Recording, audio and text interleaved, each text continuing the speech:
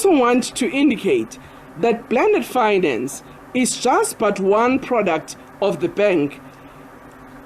However, it is critical in enabling us to commercialize historically disadvantaged farmers.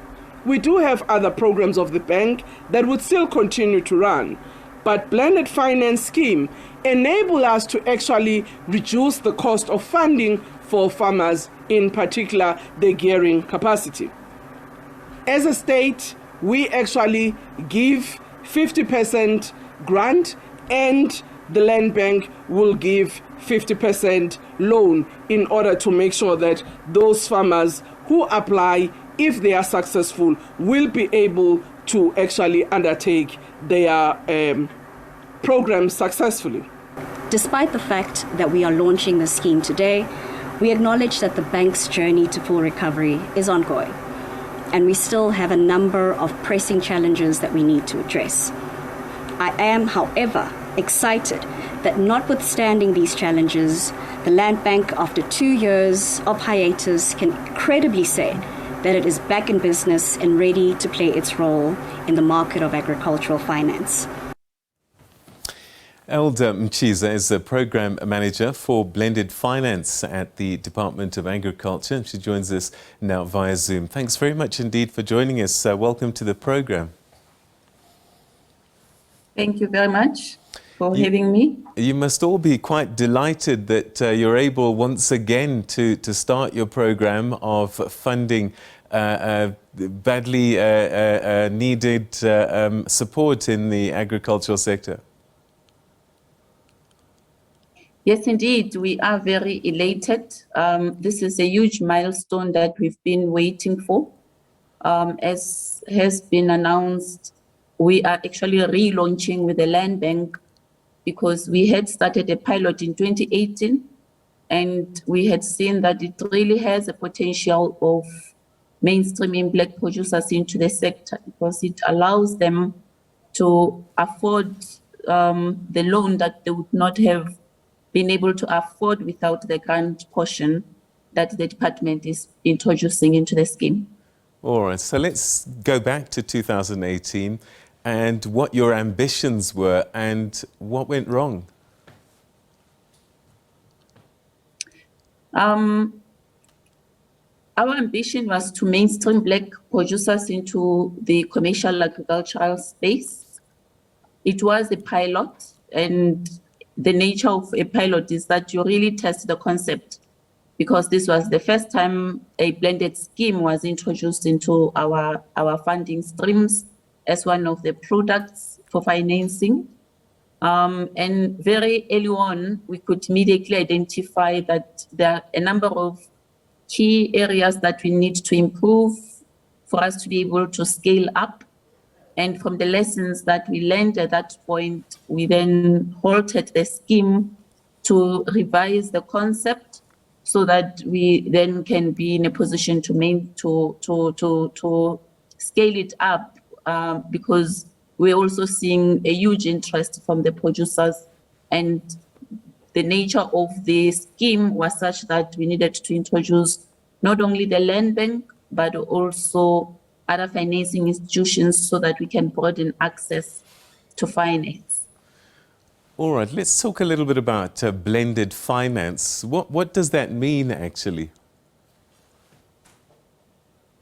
Blended finance is actually an instrument where we provide grants as a department and we blend the grant with the loans of the institution.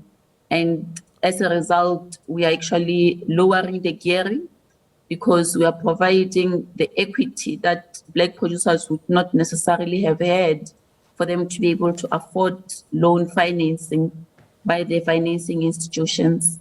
So it really helps them in terms of affording their loan. It also helps their ability to repay their debt. All right, so what you're saying is I would go to a loan institution and ask to borrow money for my farm. The loan institution would probably say, look, you don't quite have enough equity, you don't have enough capital in the business. They come to the Landbank. Landbank says, right, we're going to help you.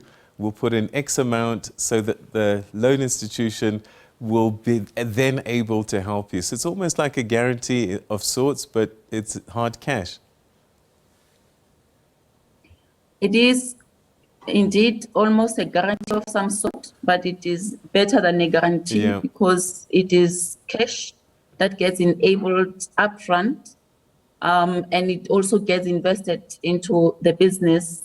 So if your application or the expansion funding that you require is a 10 million as an example, 5 million of it would be a grant, 5 million of it would be a loan, but the production capacity would be that of a 10 million investment. So immediately at day one, your balance sheet is stronger, and also your repayment is actually less than the total funding that you have received from the department for the development that you required. All right. So that on its own assists because it then gives you the breathing space for you to produce and receive more income, but also repayment becomes less than what you would have had you not had a loan, a grant contribution coming from the department.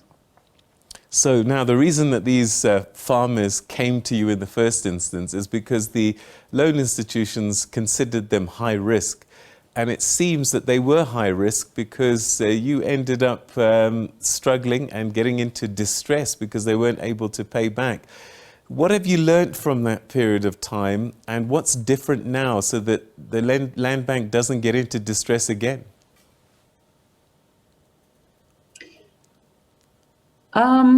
What we have learned, as we have indicated, our grant portion lowers their gearing and it actually de-risks them to the extent that they are then able to afford the repayment that bank would then require from them. We also have noticed that without any equity, without any collateral, which is the case with black producers, they were unable to access this finance. So to the extent that we know that the agricultural sector is really a high-risk business because it is actually exposed to a number of vulnerabilities within is the Land climate. Bank, is the Land Bank less at risk this time around? I guess that's where I'm going to. Yes, the Land Bank is less at risk in that the risk is actually shared with the department. Okay. So should there be any challenges with the repayment of the client, because beyond just providing them finance, we are there with them together with the Land Bank post-funding, providing the support that they need post-financing, so that we are able to pick up even challenges upfront before they get into a distressed position. All right. 3 years from now, what will success have looked like? 3 years from now, we would have mainstreamed a number of black producers into the sector that would not have easily been able to access finance and increase their production. We would see an increase in the expansion of production within the commodities that we have prioritized. We would see increased, sustained, permanent employment within those operations that we have supported. We would see more black producers who are commercial. In the sector, we would see more black producers who are able to export on their own, and resultant would then be an improved or an increase in the agricultural GDP contribution to the GDP, which then grows the sector and sustains food security for the country and for households.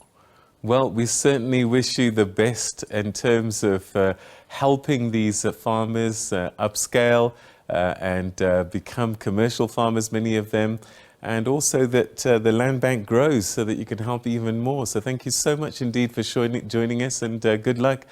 Congratulations on this relaunch. Thank you very much. Thank you. Thank you very much. All right, that's Esther Mtshiza, who's Program Manager at Blended Finance at the Department of Agriculture. They've just relaunched with 1.95 billion rand over the next 3 years to be able to lend to farmers who might have been high risk to loan institutions, enable them, hopefully, to upskill them and give them the equity and the funding they need to become more commercial. We'll keep a track of that story for you over the next year or so. All right, stay with us. We're talking COP27 after this.